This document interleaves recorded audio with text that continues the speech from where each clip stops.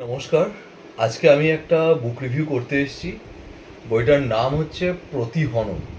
এর লেখিকার নাম হচ্ছে সাথী দে। এটা একটা পুলিশ ফাইলসের মার্ডার মিস্ট্রি।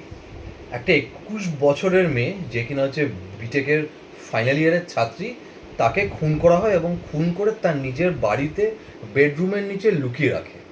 এখন কথা হচ্ছে, খুনটা কে করেছে? মেয়েটি থাকে তার বাবা মায়ের সঙ্গে। মা একটা সরকারি কলেজের প্রফেসর এবং বাবা একটা নামকরা মাল্টিন্যাশনাল কোম্পানিতে উচ্চ পদস্থ কর্মচারী। অ্যাকচুয়ালি সেটা একটা কনস্ট্রাকশন কোম্পানি। মেয়েটির ভাই হচ্ছে বিদেশে, জার্মানিতে বা আমেরিকাতে এমটেক করে পড়াশোনা করে সেখানে সেটেল হয়ে গেছে। মেয়েটিকে খুন কে করলো? কারণ মেয়েটির কোনো শত্রু নেই, মেয়েটির ফ্যামিলি যথেষ্ট ভালো। এই গল্পের এন্ডটা জানতে গেলে আপনাদের এই বইটা পড়তে হবে, এবং এন্ডে এমন একটা টুইস্ট আছে যেটা আপনারা পাঠকরা কেউই এক্সপেক্ট করতে পারেনি, আমিও এক্সপেক্ট করতে পারিনি। একটা কথা বললে হয়তো আপনারা বিশ্বাস করবেন না, এই লেখিকার প্রথম বই আমি পড়ছি।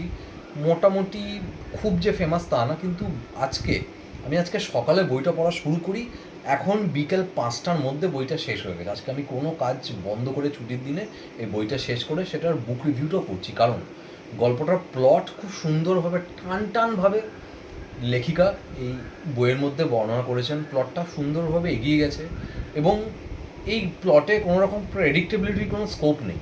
আপনি কোথাও না কোথাও ভাববেন যে এ খুনি হতে পারে বা কী গল্পটা, কিন্তু খুব সুন্দরভাবে প্লটটাকে সাজিয়ে একদম শেষ অবধি মানে রিডারের অ্যাটেনশন যথেষ্ট ভালোভাবে ক্যাপচার করে গল্পটা উনি লিখেছেন। এবং এই গল্পটা শেষে একটা মারাত্মক শিক্ষামূলক, একটা সামাজিক দিক, একটা মানুষের মাথার সংকীর্ণতা, একটা সমাজের একটা ভয়ঙ্কর খারাপ দিক লেখিকা খুব সুন্দরভাবে ফুটিয়ে তুলেছেন, সমাজকে একরকম সচেতন করেছেন।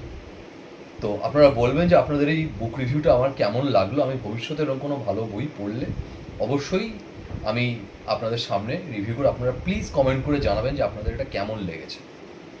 ধন্যবাদ।